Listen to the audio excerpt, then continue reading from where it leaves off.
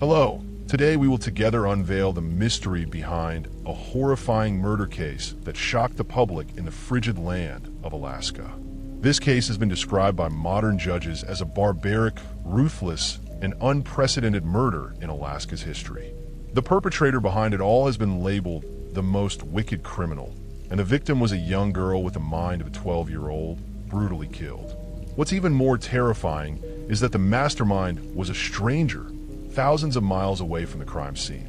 So what really happened? Let's travel back in time to 2019 to the city of Anchorage, Alaska, to uncover the truth hidden behind this tragedy. Anchorage, the largest and most populous city in Alaska, is located in a geographically unique position near the Arctic Circle. The climate here is infamous for its bone-chilling cold, with long and harsh winters. Anchorage serves as both a commercial and transportation hub and a gateway to Alaska's wilderness. Surrounding the city are snow-capped mountain ranges, majestic glaciers, and vast forests, creating a breathtaking natural landscape. This place attracts countless tourists each year, especially those who love snow sports like skiing. And it was in this beautiful yet mysterious city that the story we're about to explore took place. On June 2nd, 2019, Cynthia Hoffman, the owner of a repair shop in Anchorage, experienced a day filled with worry and unease. His daughter, Cynthia Hoffman, 19 years old, had gone missing after leaving the house that morning. She wasn't answering her phone or responding to texts. Earlier that day, Cynthia had arranged to meet her younger sister at the fast food restaurant where they both worked part-time to pick up their paychecks, planning to go shopping together afterward. Before Cynthia left the house, Timothy had cautioned her to be careful and stay in touch regularly. That morning, Cynthia had texted her father to say she was on her way, but by the afternoon, the young girl had vanished without a trace. A chilling silence descended over the Hoffman family, signaling an impending tragedy. If Cynthia were an ordinary 19-year-old, her family might not have been overly concerned about her disappearance for half a day or even a full day. But Cynthia's case was unique. Born on October 8, 1999, she had always been an obedient and well-behaved child, the apple of her parents' eyes. However, a few years into her childhood, her parents noticed she was different from other kids her age. Cynthia struggled with learning, was often ostracized by her peers, and had almost no friends. After taking her to a doctor, they received the heartbreaking news: Cynthia had been born with an intellectual disability. The diagnosis hit the family like a thunderbolt, leaving them devastated. Fortunately, Cynthia was a resilient girl who didn't let her parents down. She was cheerful and optimistic, and despite her academic struggles, she always tried her hardest, eventually graduating high school in 2018. What comforted Cynthia's parents the most was that she had found a best friend at school. Angela, an 18-year-old with a strong personality, considered a protector figure at school. Cynthia admired Angela deeply, and the two were inseparable, like two peas in a pod. Angela treated Cynthia kindly, taking her out to have fun, involving her in school activities, and frequently visiting the Hoffman home. Cynthia often bragged to her father that Angela was her very best friend. With Angela in her life, Cynthia was no longer as lonely as she had once been. After graduating high school, Cynthia didn't pursue higher education. Instead, she took a part-time job at a fast food restaurant. In her free time, she hung out with Angela or helped her father with his work. Cynthia wasn't just capable of measuring house dimensions. She even assisted with tasks like pouring concrete. She had recently earned her driver's license, a milestone her family celebrated. Her younger sister recalled that after picking up their paychecks, Cynthia suddenly decided to go off on her own instead of returning home with her. Though 19 years old, Cynthia had the mental capacity of a 12-year-old. Yet in daily life, no one could tell she had a disability. Timothy was immensely proud and happy about his daughter's growth, but he also constantly worried about her safety. He always reminded her to be cautious. Cynthia was very obedient to her father, and over the years, nothing like this had ever happened. No sudden loss of contact without warning. The more Timothy thought about it, the more uneasy he felt. He immediately called the police. But what he didn't expect was the local police's response. Cynthia was 19, an adult, and they wouldn't file a missing persons report until she had been gone for over 24 hours. This news struck Timothy like lightning, leaving him utterly bewildered. At this point, many of you might wonder, hasn't the 24-hour waiting period for missing adults been abolished long ago? Perhaps at that time, some police departments still adhered to this rule. However, given that Cynthia had the mental capacity of a 12-year-old, not a fully capable adult, her case should have been treated as an exception. Timothy emphasized this to the police, but they still refused to open a case immediately. Various theories circulated online about the reasons behind this incident. Some media outlets reported that Timothy might not have clearly explained his daughter's special condition, while others argued that the police were negligent and indifferent. Whatever the reason, this situation led many to question the competence of the local police.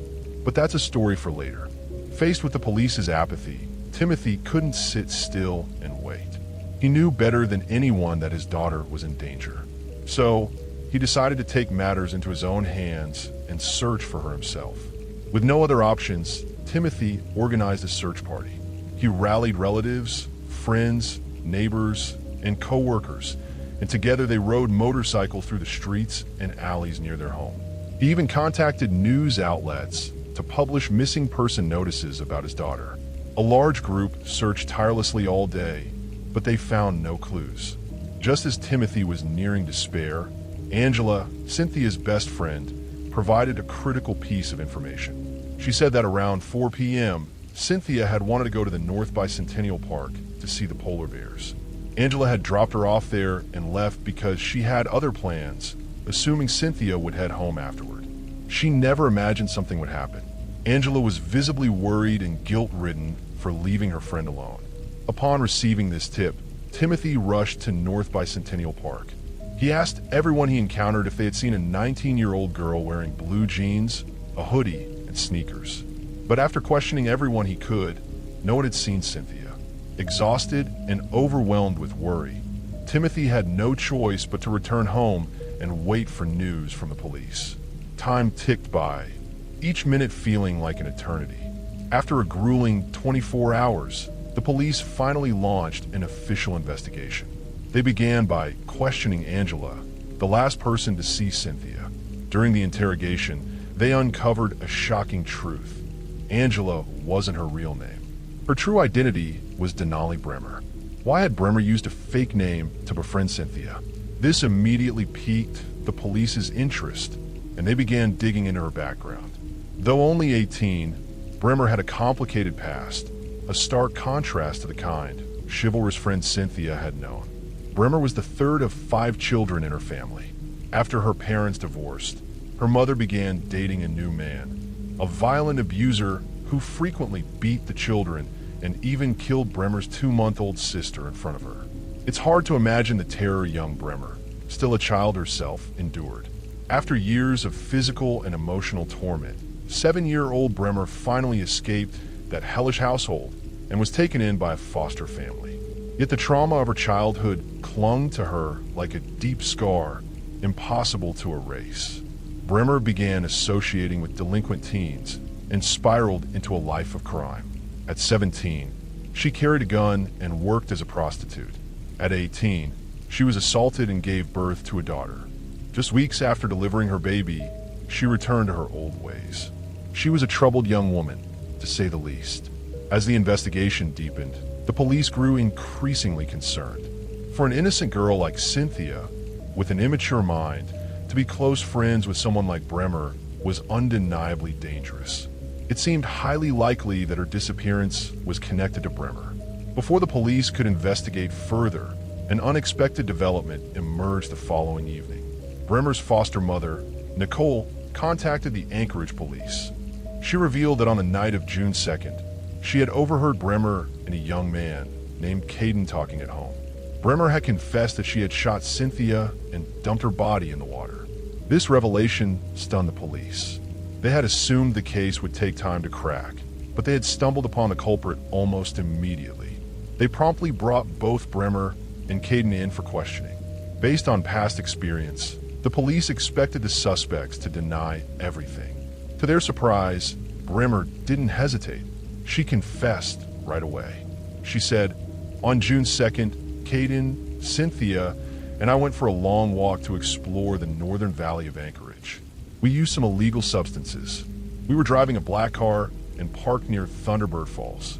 Thunderbird Falls, a 61-meter-high waterfall surrounded by sprawling birch forests, is a scenic spot beloved by tourists and locals alike, perfect for exploration." Caden suddenly suggested playing a dangerous game, tying each other up with duct tape and taking pictures for fun. Brimmer continued. Cynthia agreed, so we went into the woods and stopped by a small stream. Caden and I used duct tape to bind Cynthia's hands, feet, and mouth. But soon after, she started struggling violently, getting more and more agitated. We removed the tape from her hands and mouth.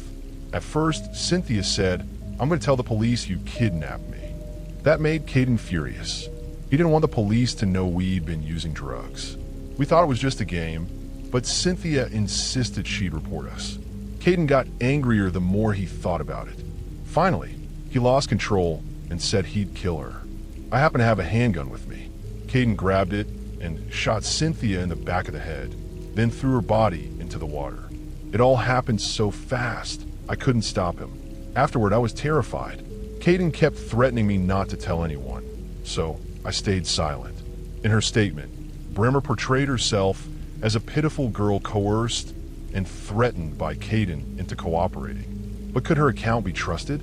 With a dark past like hers, was she truly just a victim of circumstance?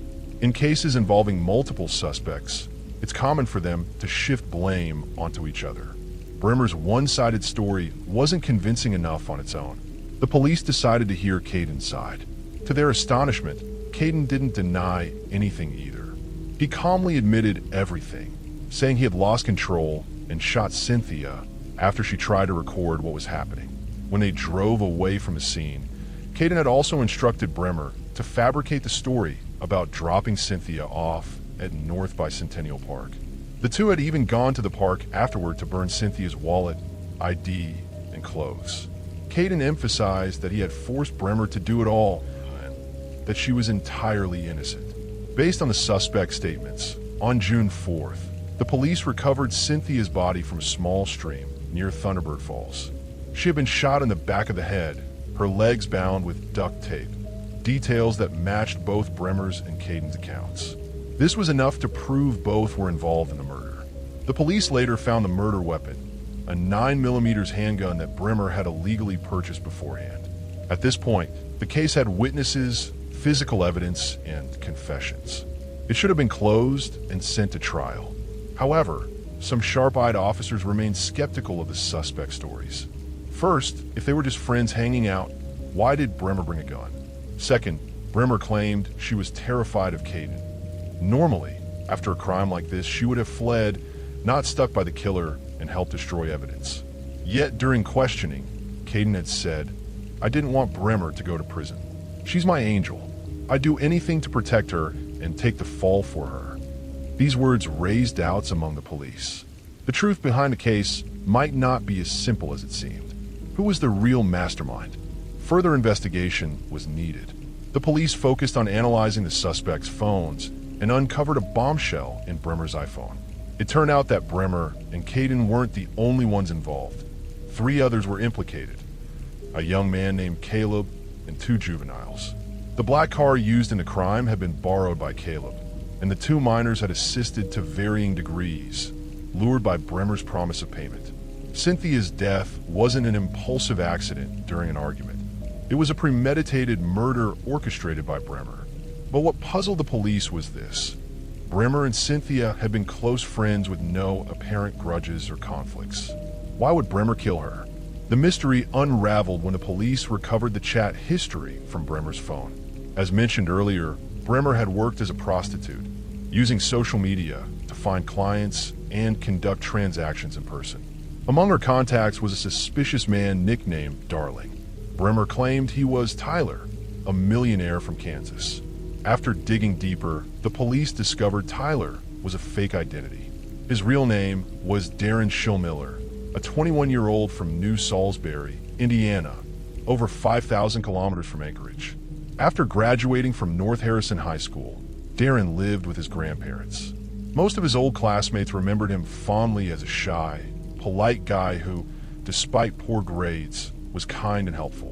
But one female classmate had a different view, describing him as a pervert who had repeatedly asked her for bikini photos and harassed her online.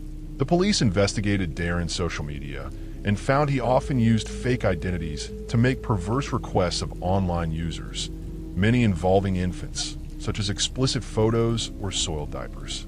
Several local mothers reported he'd asked for their baby's diapers. Even more disturbingly, Darren had been linked to a 2018 case involving children. He had used his phone to contact a woman in California, demanding nude photos of kids, but was released due to insufficient evidence. So, what connected a deviant like Darren to Bremer? Technicians recovered their chat history and uncovered deeply disturbing conversations. Initially, Darren had paid Bremer for explicit images of children. Over time, his demands grew increasingly twisted. 3 weeks before the murder, he proposed a horrifying deal. He'd pay Bremer $9 million, about 230 billion VND at today's rates, if she raped and killed a young girl and sent him a video of it. Without hesitation, Bremer agreed. Just like that, Darren's request became as casual as asking for a glass of water. Bremer didn't even know who he really was or worry about being scammed. She even expressed affection for this depraved man. She quickly recruited 4 accomplices, including Caden, to carry out the plan. As Caden shot Cynthia, Bremer was busy filming and taking photos to send to Darren. Imagine watching your best friend die in front of you, yet Bremer showed no remorse, calmly recording it all for profit. She was utterly cold-blooded. As for Darren, after receiving the video, he not only refused to pay, but criticized the execution, demanding Bremer plan another murder. Had the police not intervened, there might have been another victim. The police also found a trove of child pornography in their chats, videos and images Bremer had filmed and traded to Darren for money. From these messages and her actions, it was clear Bremer didn't care about being caught or whether Darren was actually rich. She willingly committed these crimes. Darren found pleasure in the gore, while Bremer derived some sick satisfaction from the atrocities. Why was Cynthia chosen? The answer was painfully obvious. Bremer had never seen her as a friend, just a tool to exploit. Cynthia's intellectual disability and blind admiration made her an easy target. After her arrest, Bremer gave a ludicrous reason for the murder in an interview. One day, we argued over a guy. It made me so mad, so I decided to kill her. Such a trivial excuse ended a life. To someone like Bremer, who treated lives as disposable, any petty slight could justify her crimes. Darren's actions were even more heinous. To satisfy his twisted desires, he incited someone thousands of miles away to harm an innocent girl. His callousness and cruelty were inhuman. The police collaborated with Indiana authorities to arrest Darren before he could flee. The court set his bail at $1 million. On June 14, 2019, based on over 56 hours of video and hundreds of thousands of pages of documents provided by the police, an Anchorage grand jury indicted Darren, Bremer, Caden, Caleb, and the 2 juveniles. Charges included first-degree murder, conspiracy to commit murder, tampering with evidence, and 2 counts of second-degree murder. The masterminds, Darren and Bremer, also faced charges of soliciting first-degree murder.